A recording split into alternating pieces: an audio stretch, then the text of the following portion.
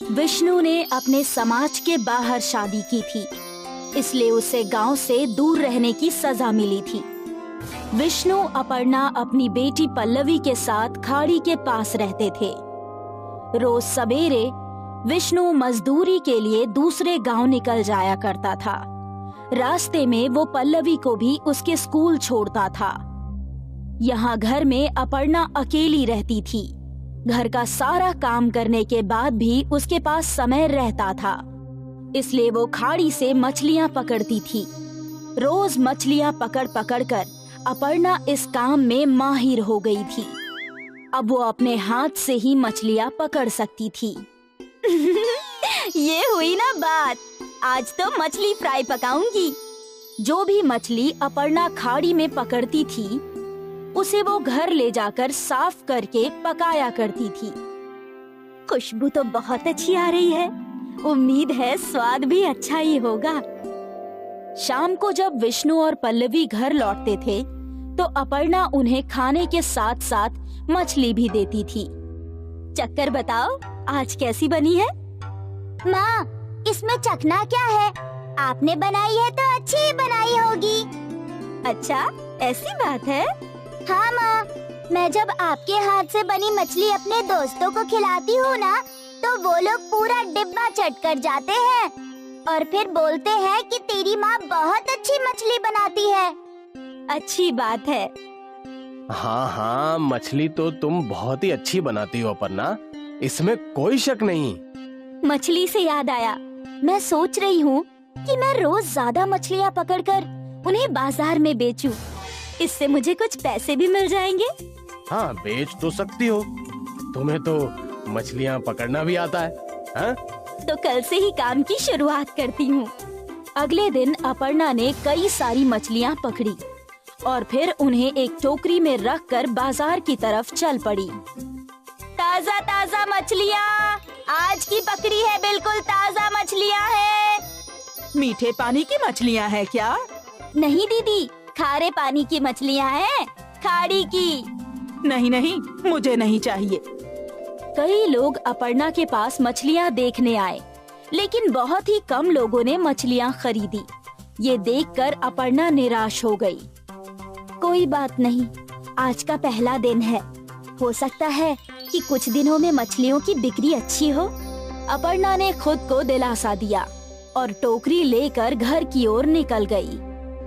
अगले दिन भी अपर्णा ने ताजी मछलियाँ पकड़ी और उन्हें बेचने के लिए बाजार पहुँची। मछलियाँ ले लो, ताजी ताजी मछलियाँ। आज भी वही हाल था, मछलियाँ बिक ही नहीं रही थी। ऐसा कई दिनों तक होता रहा और फिर अपर्णा पूरी तरह निराश हो गई। वो मछलियों की भरी हुई टोकरी लेकर घर पहुंची। उदास होकर उसने खाना पकाया।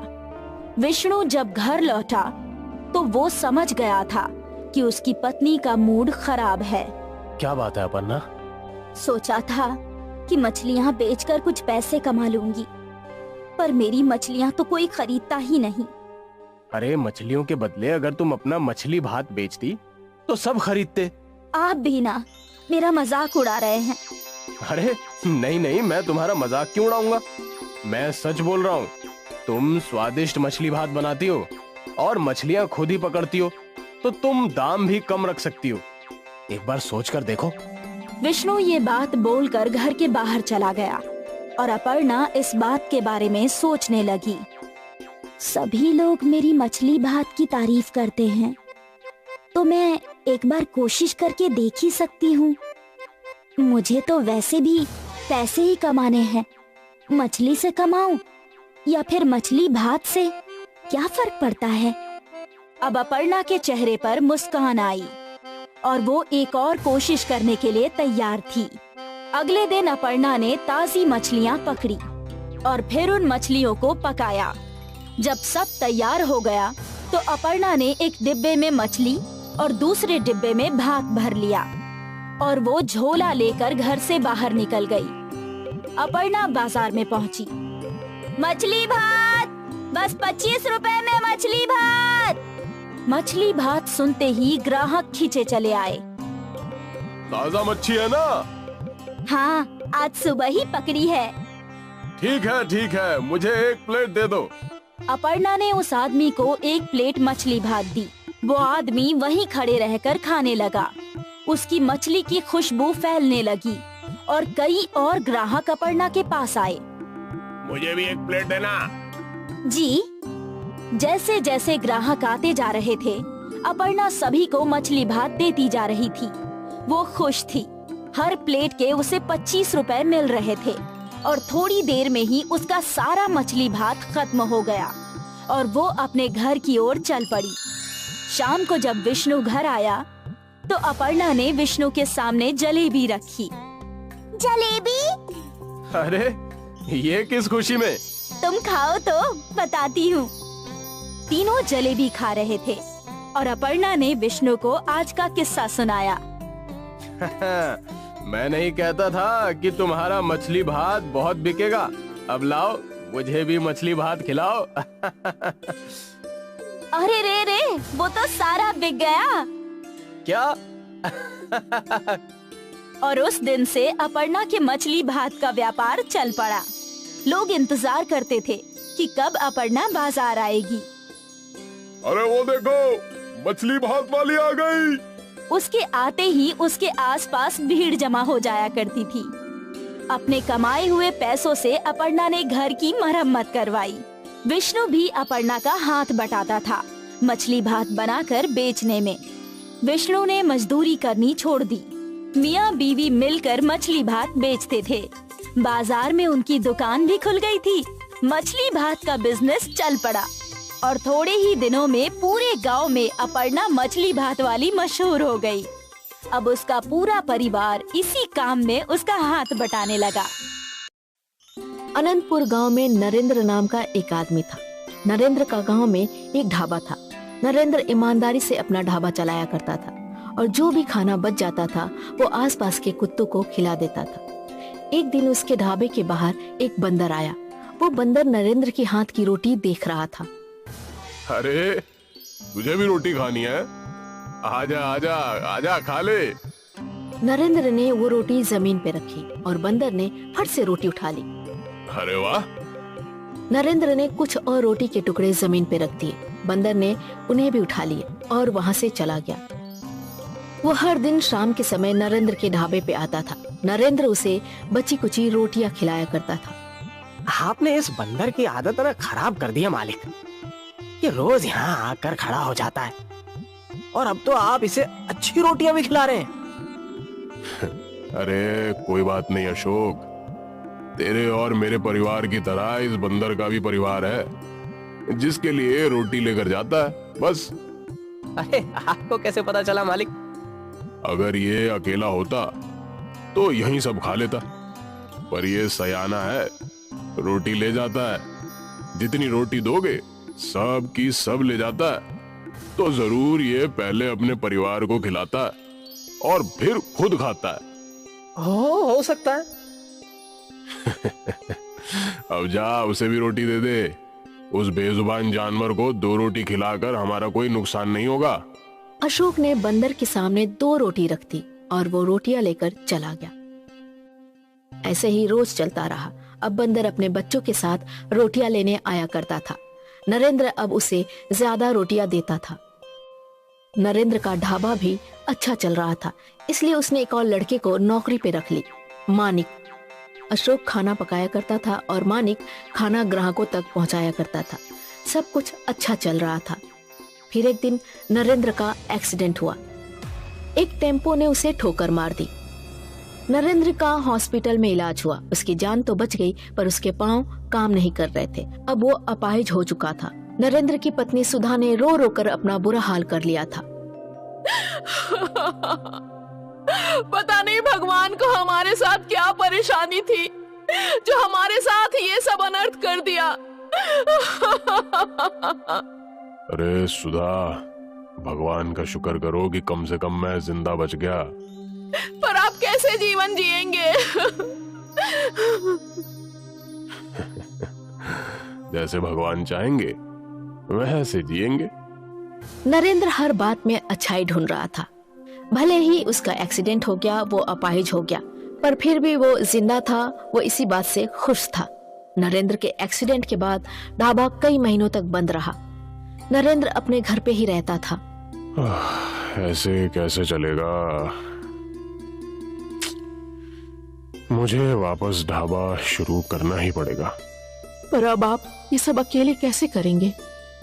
अरे सुधा, मैं अकेला कहाँ हूँ, तुम हो ना मेरे साथ। हम दोनों मिलकर ढाबा खोल लेंगे वापस, क्यों? जी। नरेंद्र को कैसे भी करके अपनी परिस्थितियां बदलनी थी। अगली सुबह नरेंद्र और सुधा अपने ढाबे पे पहुंचे। ढाबा बहुत गंदा था। दोनों ने मिलकर साफ सफाई की। सुनिए, हमने ढाबे की सफाई तो कर दी, पर हम इसे चलाएंगे कैसे? देखो सुधा, मैं खाना पका लूंगा, तुम ग्राहकों तक पहुंचाना और टेबल वगैरह साफ कर लेना। अरे कुछ दिनों बाद जब थोड़े पैसे आ जाएंगे तब एक लड़के को काम पर रख लेंगे, और क्या। ठीक है जी। इसी सोच के साथ नरेंद्र ने वापस ढाबा स्टार्ट कर दिया। उसने भगवान की पूजा की और फिर चूल्हा जलाया। कुछ ही देर में कुछ ग्राहक आए। अरे वाह, बहुत दिनों बाद खुला है ढाबा है। पर जब ग्राहकों ने नरेंद्र के पैर देखे तो उन्हें उसके प्रति सहानुभूति होने लगी। अरे रे, सोचा नहीं था ऐसा कुछ हुआ होगा। खैर, अरे भाई, होनी को कौन टाल सकता है। आप मुझे एक लंच प्लेट दे दो। जी जी, अभी देता हूँ। नरेंद्र खाना परोसने लगा और फिर सुधा ग्राहकों को खाना देने लगी। उनकी गाड़ी जैसे तैसे चल पड़ी थी। पहले से कम ही सही, पर दोनों मिलकर पैसा कमा रहे थे। ऐसे ही कुछ दिनों तक सब कुछ ठीक ठाक चलता रहा। नरेंद्र जी ने उस बंदर को रोटी देना वापस शुरू किया। वो बंदर भी ढाबे पर रोज आने लगा। एक दिन सुधा की तबीयत बहुत खराब थी। वो फिर भी ढाबे पर जाने के लिए तैयार हो गई। अरे सुधा, तुम्हें तो बहुत बुखार है, तुम इस हालत में कैसे काम करोगी? तुम्हें आराम करना चाहिए। आज ढाबा मैं अकेले चला लूंगा, तुम चिंता मत करो। लेकिन आप अकेले कैसे कर पाएंगे? चिंता मत करो, मैं कर लूंगा। तुम आराम करो, आराम। जब से मैं अपाहिज हुआ हूँ तुम्हारा काम बहुत बढ़ गया है सुधा। आज एक दिन तो आराम कर लो। सुधा को आराम करना नहीं था, पर फिर भी नरेंद्र ने उसे घर पे आराम करने के लिए बोल दिया। नरेंद्र अकेले ढाबे पे गया। उसने ढाबा खोला। कुछ देर बाद ग्राहक आए। भाई को चाय देना। जी जी जी, अभी लाया। नरेंद्र खुद ही चाय बना रहा था और खुद ही बैसाखी के सहारे ग्राहकों को चाय देने लगा। ऐसे ही वो लंगड़ा लंगड़ा कर खाना परोसने लगा। रोज वाला बंदर उसकी ये मजबूरी देख रहा था। पता नहीं बंदर ने क्या सोचा। वो ढाबे के भीतर गया और उसने नरेंद्र के हाथों से खाना ले लिया और खुद ग्राहक तक ले गया। नरेंद्र हैरान था। उसे समझ नहीं आ रहा था कि बंदर ऐसा क्यों कर रहा है। बंदर वहीं जमीन पे बैठ गया। कुछ देर बाद कुछ ग्राहक और आए। भाई 3 लंच प्लेट देना। जी जी, अभी लाया।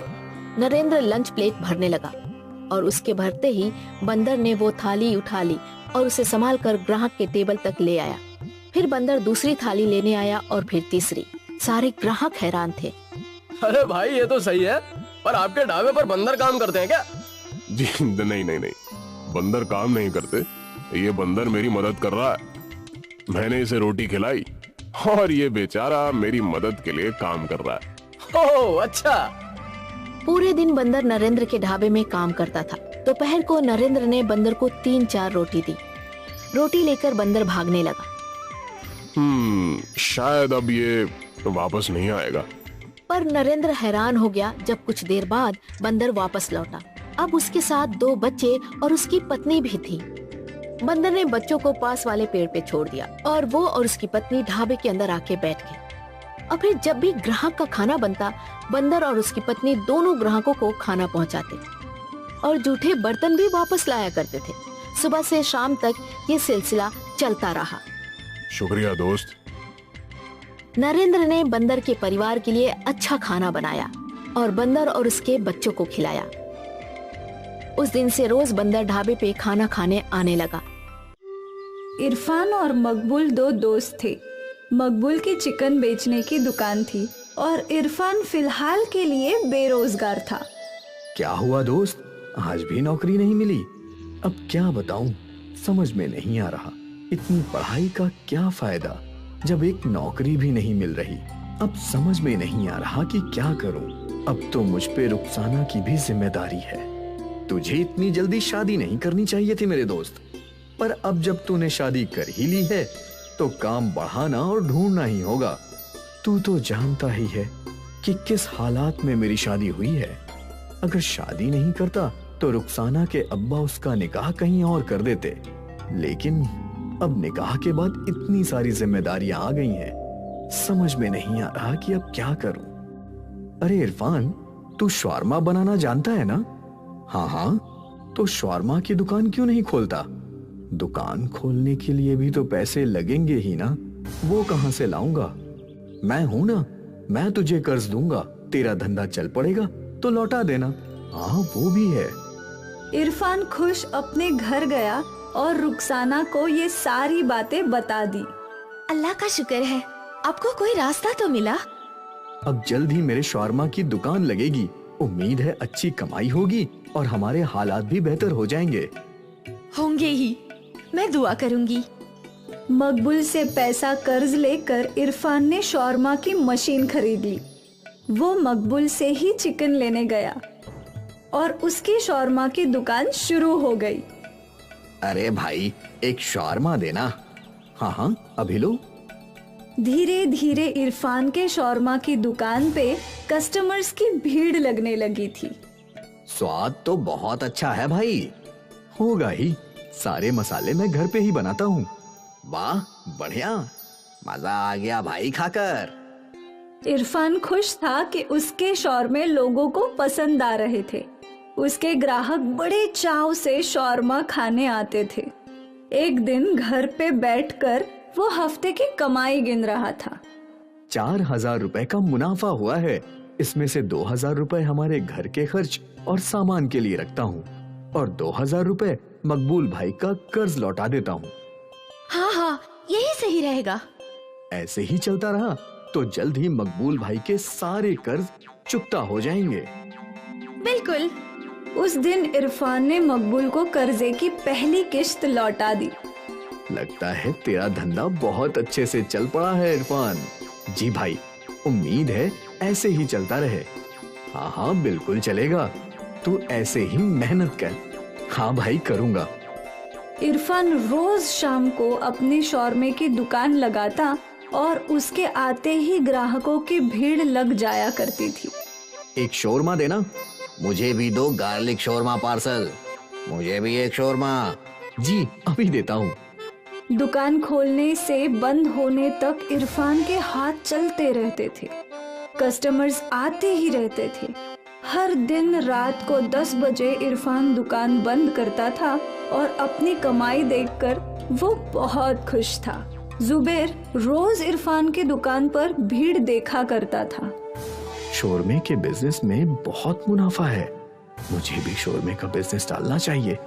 इरफान तो 80 रुपए में शौरमा बेचता है, मुझे इससे कम दाम में बेचना होगा, तभी लोग मेरा शौरमा खरीदेंगे।